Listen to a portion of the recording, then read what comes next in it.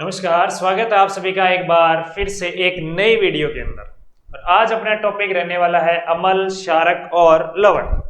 इस वीडियो के अंदर अपने एमसीक्यूज विद थ्योरी जो है करने वाले हैं और टॉपिक आपको एक बार फिर से बता देता हूं, अमल, क्षारक और लवण रहने वाला है। और ये स्पेशल डेडिकेट रहेगा थर्ड ग्रेड के जो मेरे साथी हैं उनके लिए ये वीडियो बेहद इंपॉर्टेंट रहने वाला है। तो शुरू करते हैं बिना किसी देरी के। अपना जो फर्स्ट क्वेश्चन है ये आपकी स्क्रीन पे ये रहा। पढ़ते हैं पहले क्वेश्चन को। क्या कहता है क्वेश्चन? क्वेश्चन कह रहा है कि निम्न में से प्राकृतिक सूचक नहीं है। किसकी बात कर रहा है? निम्न में से प्राकृतिक सूचक नहीं है। तो यानी जो अमल, क्षारक, लवण है, इस टॉपिक का सबसे पहले जो टॉपिक आता है वो सूचक आता है। इंग्लिश में बोलते हैं इसको इंडिकेटर। इंग्लिश में क्या बोलते हैं सर? इंडिकेटर बोलते हैं। क्या होते हैं इंडिकेटर? इंडिकेटर मतलब इंडिकेट करना, संकेत देना। संकेत किसका देना है? कि अमल या क्षारक जो है उसका परीक्षण करना, कि आपको जो सॉल्यूशन दिया हुआ है वो अमल है, क्षार है या लवण है। इसको चेक करने के लिए जिन पदार्थों का उपयोग किया जाता है उन्हें हम क्या कहते हैं सर? सूचक कहते हैं। बिल्कुल, सूचक कहते हैं। सूचक कितने प्रकार के होते हैं सर? सूचक दो प्रकार के होते हैं सर। कौन कौन से? एक तो होता है सर रंगीय सूचक, एक होता है जी गंधीय सूचक। ये तो किसके आधार पे हो गए? प्रकृति के आधार पे हो गए। किसके आधार पे है ये? प्रकृति के आधार पे है। उसके बाद यदि मैं बात करूं कि सर आप बताइए कि इनकी प्राप्ति के आधार पर इनको कितने भागों में बांटा जाता है? प्राप्ति के आधार पे भी इनको दो भागों में बांटा जाता है। एक भाग जो है उसको कहते हैं प्राकृतिक सूचक। कौन सा सूचक? प्राकृतिक सूचक। और एक को बोलते हैं कृत्रिम सूचक। कृत्रिम का एक नाम और है, वो बोलते हैं संश्लेषित सूचक। क्या बोलते हैं सर? संश्लेषित सूचक। अब रंगीय सूचक वो जो आपके अमल, क्षार और लवण में अलग अलग रंग बताते हैं वो रंगीय सूचक होते हैं। जो गंध बदलते हैं, स्मेल चेंज करते हैं, वो गंधीय सूचक होते हैं। और जो प्रकृति से प्राप्त होने वाले हैं प्राकृतिक होते हैं। और जो आपको लैब में तैयार करने पड़ते हैं वो आपके संश्लेषित या कृत्रिम सूचक हैं। अब इनके एग्जाम्पल की यदि मैं बात करूं तो एग्जाम्पल रंगीय के अंदर एग्जाम्पल की बात करूं तो सबसे पहले आपका जो एग्जाम्पल आएगा वो लिटमस आएगा। क्या आएगा? लिटमस आएगा। उसके अलावा हल्दी आपका आ जाएगा। उसके अलावा मेथिल ऑरेंज आ जाएगा। उसके अलावा फिनोफ्थेलिन भी आपका इसका एग्जाम्पल हो जाएगा। उसके बाद गंधीय सूचक के अंदर बात करें तो एक तो आएगा आपके लौंग का तेल और एक आएगा आपके पास में वेनिला। क्या आएगा? वेनिला। ये कौन से होते हैं? ये गंधीय सूचक होते हैं। उसके बाद यदि हम बात करें प्राकृतिक सूचक जो प्रकृति से हमें प्राप्त होने वाले हैं, नेचर से मिलते हैं, आपके पास में सबसे पहला हो गया जी हल्दी। क्या हो गया? हल्दी। हल्दी के अलावा जेरानियम। क्या हो गया? जेरानियम। इसके अलावा पेंटोनियम। क्या होता है? पेंटोनियम। इसके अलावा और सबसे बड़ा लिटमस। सबसे बड़ा लिटमस। अब लिटमस के बारे में और भी प्रश्न बनते हैं। लिटमस के बारे में क्या है? ये कौन से समूह का है? थैलेफाइटा समूह का है। थैलेफाइटा समूह। ठीक है जी, थैलेफाइटा समूह हो गया। इसके अलावा ये क्या है? आपका प्लांट है। प्लांट से जब इससे रंजक निकाला जाता है तो किस रंग का रंजक निकाला जाता है? तो आपका आंसर होगा सर गुलाबी रंग का रंजक इससे प्राप्त किया जाता है। ठीक है ना, ये बात आपको याद रखनी है। इसके बाद यदि हम बात करें कि प्राकृतिक सूचक हो गए। संश्लेषित सूचक आपके कितने होते हैं? सिर्फ और सिर्फ दो होते हैं। एक तो होता है मेथिल ऑरेंज। कौन सा होता है? Methyl orange. और एक होता है फिनोफ्थेलिन। फिनोफ्थेलिन। ठीक है, ये आपके क्या होते हैं? सूचक होते हैं। तो अब आपके जो क्वेश्चन है, इस क्वेश्चन में क्या पूछ रहा है? इस क्वेश्चन में पूछ रहा है प्राकृतिक सूचक नहीं है। प्राकृतिक नहीं है तो कैसा होगा? कृत्रिम होगा। कृत्रिम या जिसको क्या बोलते हैं? संश्लेषित बोलते हैं।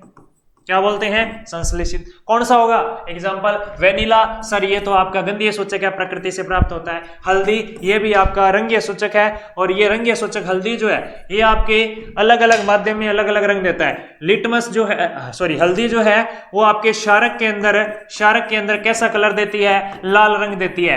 कैसा रंग देती है? लाल रंग। जबकि अमल में इसका रंग कैसा रहता है? पीला।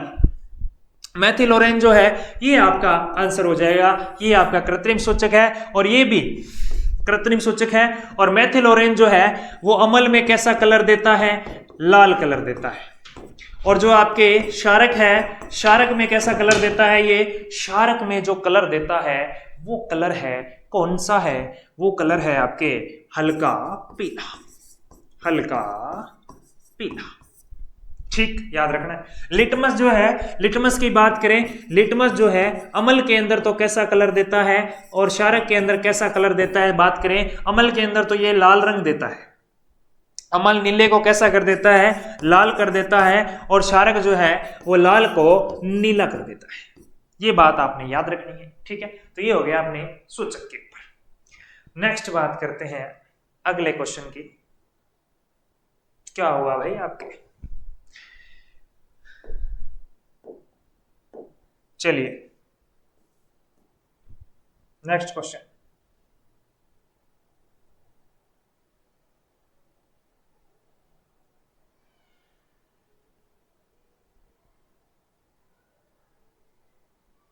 एक मिनट वेट करते हैं अपने।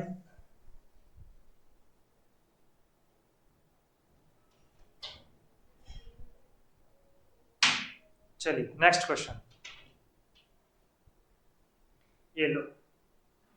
थोड़ा सा बेचारा क्वेश्चन छोटा था, डाटा ज्यादा बता दिया तो थोड़ा सा बेचारा लोडिंग लेने लग गया था, है ना। चलिए कोई बात नहीं, देखते हैं। निम्न में से अम्ल का गुण नहीं है, गुण नहीं है अम्ल का। अम्ल के गुण कौन कौन से होते हैं? देखो, अम्ल सबसे पहले तो नीले लिटमस को कैसा कर देता है? लाल कर देता है। इसका पीएच मान क्या होता है? 7 से कम होता है, 7 से कम होता है। उसके बाद अगला पॉइंट, अम्ल जो है नीले को लाल में पीएच 7 से कम होता है।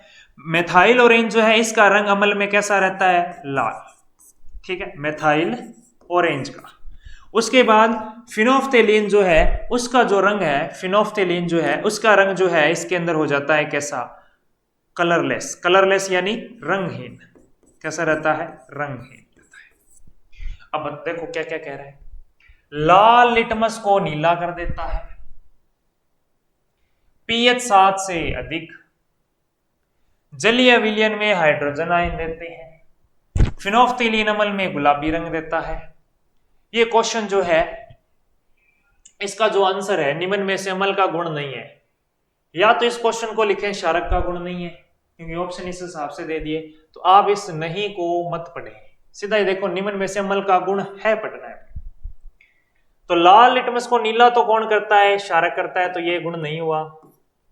7 से अधिक किसका होता है? क्षारक का पीएच होता है, 7 से कम अम्ल का होता है। जलीय विलयन में हाइड्रोजन आयन कौन देते हैं? अम्ल देते हैं, जबकि क्षारक जलीय विलयन में कौन से आयन देते हैं? OH- आयन देते हैं। और फिनोफ्थेलीन अम्ल में गुलाबी रंग देता है? नहीं, अम्ल में गुलाबी रंग नहीं देता। किस में गुलाबी रंग देता है? ये क्षारक में गुलाबी रंग देता है। किसमें? क्षारक में गुलाबी रंग देता है। क्लियर है? इजी सा है, कोई दिक्कत वाली बात नहीं है, ठीक। अगला क्वेश्चन बिल्कुल इजी सा आपके सामने। लैक्टिक अम्ल खाली स्थान में पाया जाता है, इनमें से कौन सा पदार्थ है जिसमें आपके लैक्टिक अम्ल पाया जाता है? और अच्छा प्रश्न बनता है, हर बार आपके राजस्थान अधीनस्थ बोर्ड जो है परीक्षा लेता है तो ऐसा क्वेश्चन आपको जरूर देता है। इसके अलावा आपके आरपीसी जो है उसके अंदर भी खूब सारे ऐसे प्रश्न पूछे जाते हैं। तो अपने जो पदार्थ दे रखे हैं इनके अंदर कौन कौन सा अम्ल पाया जाता है उसकी चर्चा कर लेते हैं, ठीक है। तो सबसे पहले क्या है? संतरे और नींबू में, फिर है टमाटर, फिर है दही, और फिर है चिंटे का डंक। तो अब बात करें चिंटे के डंक की, तो चिंटे के डंक में होता है मेथेनोइक अम्ल। कौन सा होता है? मेथेनोइक अम्ल। फिर है दही, दही में कौन सा होता है? लैक्टिक अम्ल होता है, ठीक है। टमाटर में ऑक्जेलिक अम्ल होता है, टमाटर में ऑक्जेलिक, ठीक है। फिर क्या बच गया? फिर बच गया आपके पास में, फिर बच गया आपके पास में संतरा और नींबू। इसमें होता है सिट्रिक एसिड। कौन सा होता है? सिट्रिक अम्ल होता है। कौन सा अम्ल होता है? सिट्रिक अम्ल। अब देखो सिट्रिक अम्ल किसमें? संतरे और नींबू में। टमाटर में कौन सा? ऑक्जेलिक अम्ल। लैक्टिक अम्ल किसमें? दही में। चिंटे के डंक में कौन सा? मेथेनोइक। चिंटे का डंक आ जाए यहाँ पे आ सकता है नेटल का डंक, नेटल का डंक। और नेटल के डंक का उपचार करने के लिए उसके पास में एक छोटा सा पादप, एक छोटा पादप होता है जिसका नाम है डॉक। क्या होता है? डॉक। इसकी पत्तियां लगाई जाती है। डॉक जो होता है ये कैसा होता है? ये आपका क्षारक प्रकृति का होता है। क्लियर? नेक्स्ट। और इसके अलावा एक दो और बता देता हूं, जैसे सिरका। सिरके में कौन सा अम्ल होता है? एसिटिक अम्ल। कैसा अम्ल होता है? एसिटिक। इसके अलावा जैसे सिरके के अलावा भी आपके पूछ ले, सेब के अंदर, सेब में होता है मेलिक। कौन सा होता है? मेलिक। ये याद रखना है आपने। नेक्स्ट देखो, अम्ल की धातु से विक्रिया करवाने पर, अम्ल की धातु से विक्रिया करवाने पर कौन सी गैस का निष्कासन होता है? इसके लिए बेसिक स्ट्रक्चर देखो क्या होती है कि अम्ल जो है वो धातु से विक्रिया कर रहा है, यानी एक अम्ल है आपके पास में, कोई भी हो सकता है, हाइड्रोजन क्लोराइड हो सकता है, सल्फ्यूरिक एसिड हो सकता है, या इसके अलावा और भी हो सकता है। इसकी विक्रिया किससे करवानी है? धातु से करवानी है, मेटल से करवानी है। तो ये क्या बनेगा? धातु ऑक्साइड बनेगा। क्या बनेगा? धातु ऑक्साइड बोल दो, या यहाँ पे आप बोल सकते हो लवण बनेगा, और प्लस में क्या बनेगी? गैस बनेगी। और गैस कौन सी बनेगी? हाइड्रोजन गैस बनेगी। कौन सी गैस बनेगी? हाइड्रोजन गैस बनेगी। तो ऑप्शन कौन सा हाइड्रोजन गैस का? आपको हो गया ऑप्शन नंबर सी। देखो अम्ल वाले चैप्टर में आपको दो ही गैसें निकलनी होती है, दो गैसें निकलनी होती है, या तो हाइड्रोजन गैस निकलेगी या कार्बन डाइऑक्साइड गैस निकलेगी। हाइड्रोजन कब निकलेगी? जब सिर्फ धातु है वो अम्ल से बिगड़ी है, केवल धातु कर रही है तब तो गैस निकलेगी, हाइड्रोजन है। और धातु के साथ में कार्बोनेट आ जाए, धातु कार्बोनेट या धातु हाइड्रोजन कार्बोनेट आ जाए, उस केस में आपकी गैस कौन सी निकलेगी? उस कंडीशन में कार्बन डाइऑक्साइड गैस निकलेगी। ऐसा क्वेश्चन आपको मिलेगा इसी वीडियो के अंदर आगे मिल जाएगा।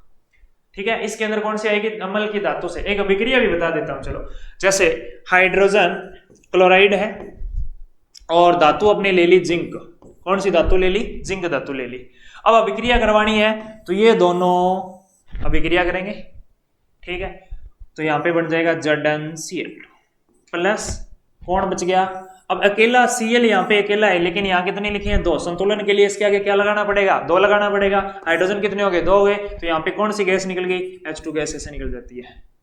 ठीक है ना, इस तरह से अभिक्रिया होती है। तो यहाँ पे ये जो बना ZnCl2 जिंक क्लोराइड है ये, और जिंक क्लोराइड जो है, जिंक क्लोराइड जो है आपका ये होता है लवण।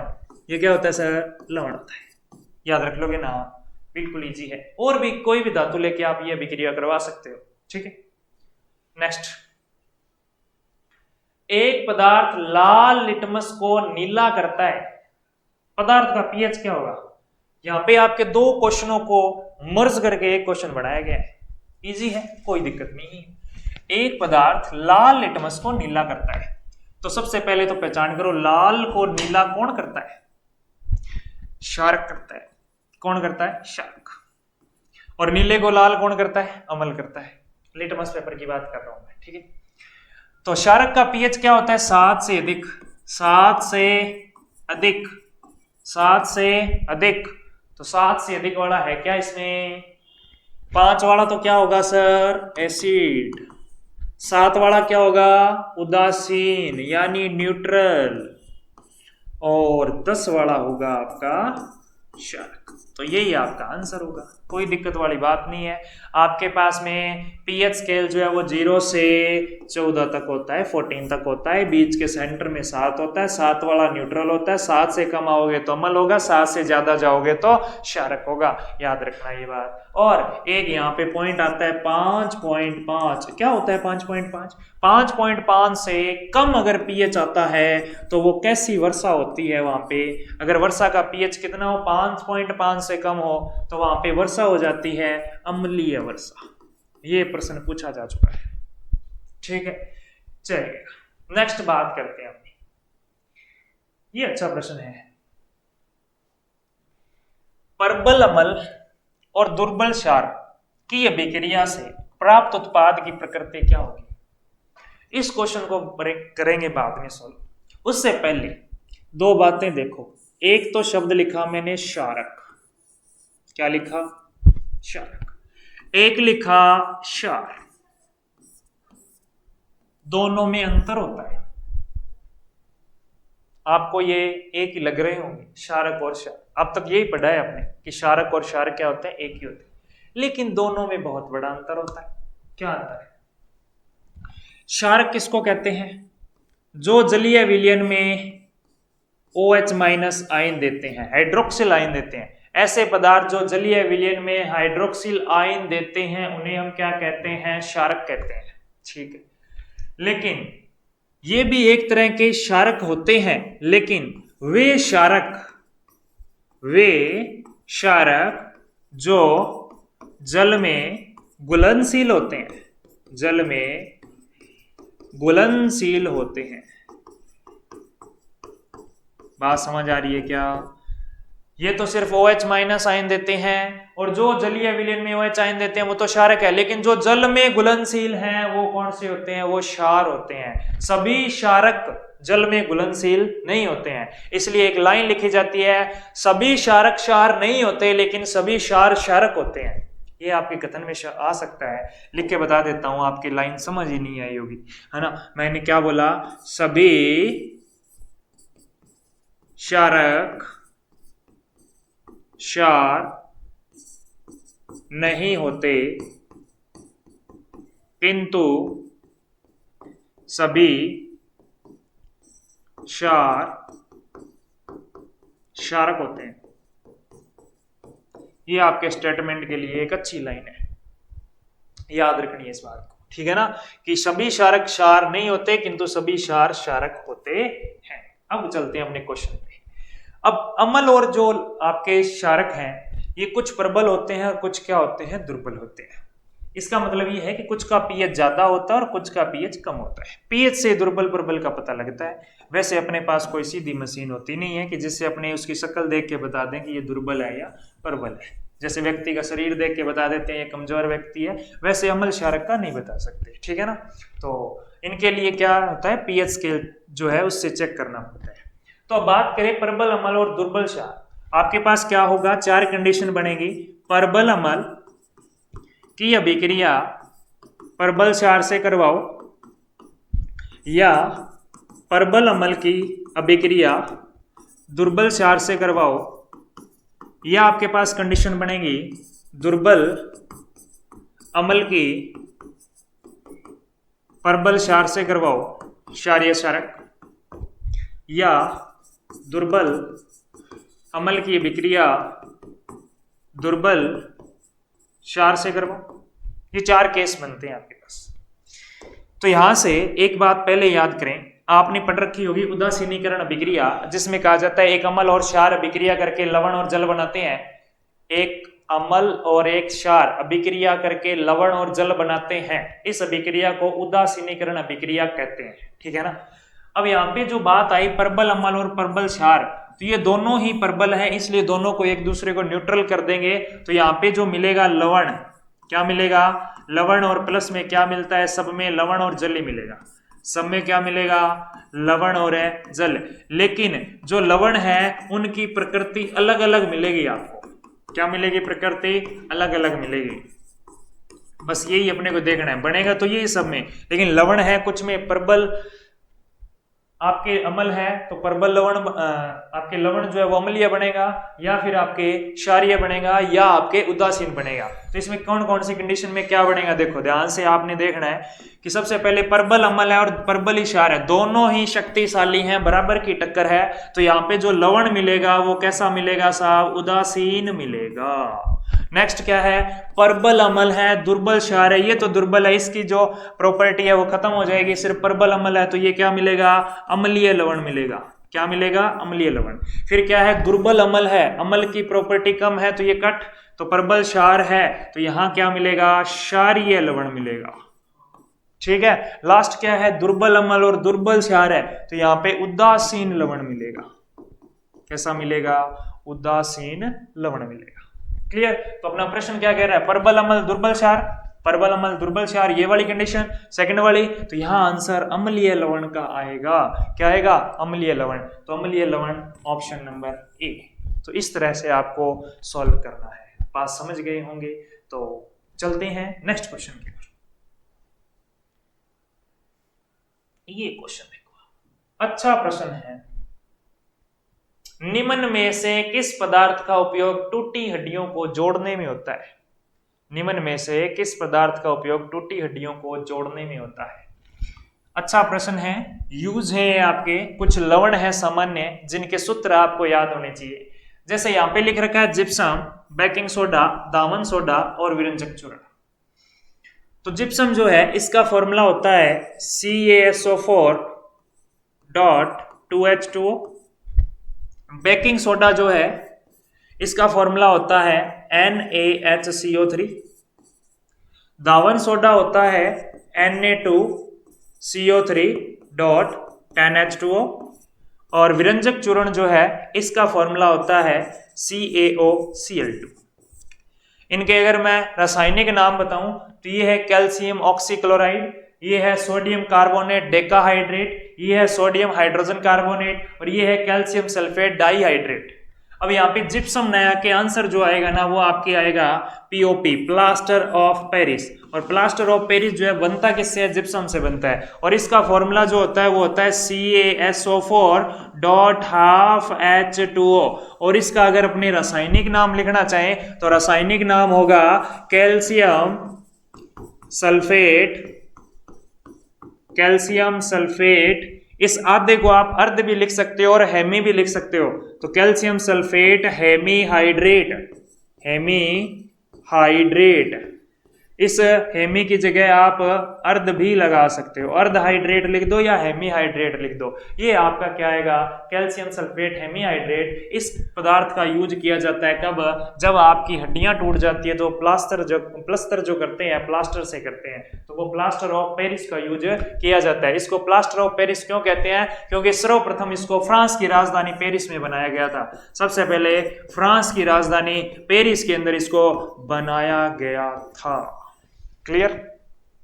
चलिए नेक्स्ट बात करते हैं। ये वापस से एक बार नाम बता देता हूं। विरंजक चूर्ण calcium oxychloride, sodium hydrogen carbonate baking soda है, दावन सोडा सोडियम कार्बोनेट डेकाहाइड्रेट है, जिप्सम कैल्शियम सल्फेट डाइहाइड्रेट है, POP कैल्शियम सल्फेट अर्धहाइड्रेट है। एक और बच गया वो बता ही देता हूं। ये आपके NaOH है, इसको बोलते हैं सोडियम हाइड्रोक्साइड। क्या बोलते हैं? Sodium hydroxide. क्लियर है? नेक्स्ट बात करते हैं अपने अगले क्वेश्चन की।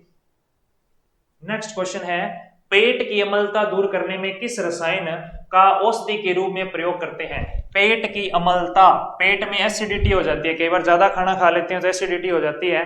क्यों हो जाती है? क्योंकि अपने पेट में उदर जो होता है, जिसको उदर बोलते हैं या आमाशय बोलते हैं, उसके अंदर क्या होता है? हाइड्रोजन क्लोराइड अम्ल जो है वो सिक्रेट होता है।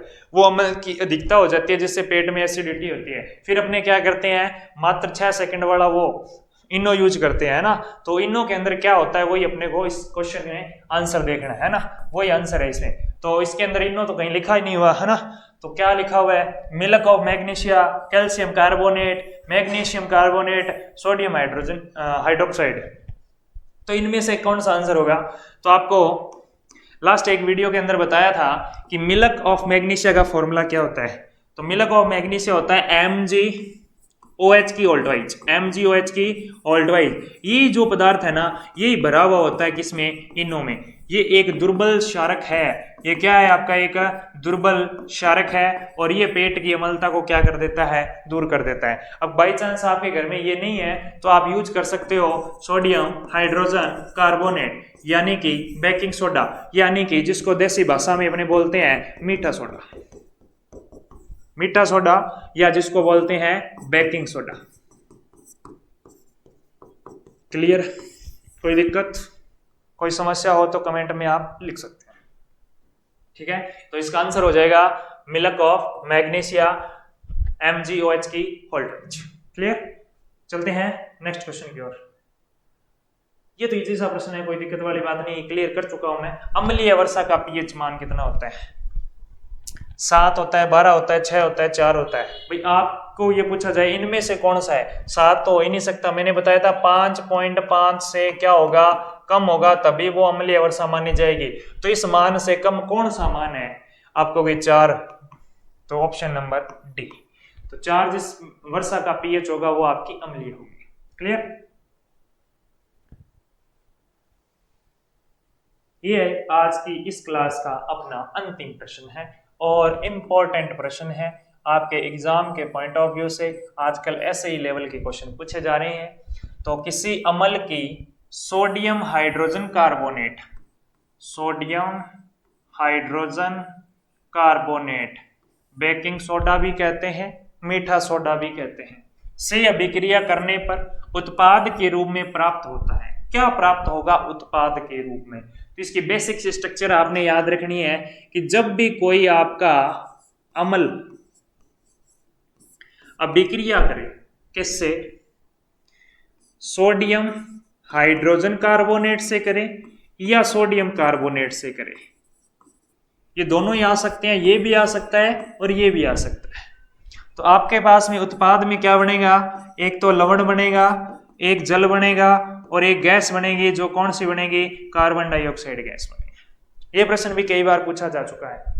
तो यहाँ पे ऑप्शन कौन सा बनेगा, क्या क्षारक जल गैस बनेगी, नहीं बनेगी, लवण जल गैस, अम्ल जल गैस नहीं बनेगी, केवल लवण जल नहीं बनेगा। ऑप्शन नंबर बी जो है वो आपका करेक्ट आंसर होगा, ठीक है ना। तो ये हो गया आपके किसी भी अम्ल से सोडियम हाइड्रोजन कार्बोनेट या सोडियम कार्बोनेट से अभिक्रिया। अगर इसका एक एग्जांपल लिखना चाहें तो लिख सकते हैं। एग्जांपल क्या हो सकता है इसका, जैसे अम्ल मैंने ले लिया HCl प्लस में आपके आ गया NaHCO3, तो यहां से देखो कैसे अभिक्रिया होगी, ध्यान दें थोड़ा सा। यहाँ पे सोडियम है और इसको क्या चाहिए, क्लोरीन चाहिए। ये सोडियम जो है क्लोरीन से मिलते ही सोडियम क्लोराइड बना लेता है, प्लस एक हाइड्रोजन यहाँ दिख रहा है, एक हाइड्रोजन यहाँ दिख रहा है, एक हाइड्रोजन ये रहा, एक हाइड्रोजन ये रहा, हाइड्रोजन कितने हो गए, 2 हो गए, और एक यहाँ से ऑक्सीजन ले जाते हैं अपने, तो क्या बन गया, H2O, जल बन गया ना। और बचा क्या पीछे, ये सारे क्लियर हो गए, बचा क्या, CO2, क्या बच गया, CO2, ये अलग निकल जाएगी। तो इस तरह से ये अभिक्रिया पॉसिबल है, होती है। ये लवण है सोडियम क्लोराइड, जिसको आप साधारण नमक कहते हैं, घरों में यूज किया जाता है। और ये क्या है, H2O, ये जल हो गया, और ये आपका क्या है, कार्बन डाइऑक्साइड गैस। क्लियर है। जब आपके सोडियम हाइड्रोजन कार्बोनेट से अभिक्रिया करे तब तो कार्बन डाइऑक्साइड गैस है, जब सिर्फ धातु से अभिक्रिया करे तब आपकी कौन सी गैस होगी, तब हाइड्रोजन गैस होगी। तो आशा करता हूं अम्ल, क्षारक और लवण से आज के जो क्वेश्चन है वो आपके क्लियर हो गए होंगे। किसी भी प्रकार के कोई भी शंका हो, कोई भी डाउट हो, आप कमेंट बॉक्स में जरूर लिखें, आपको आंसर मिल जाएगा।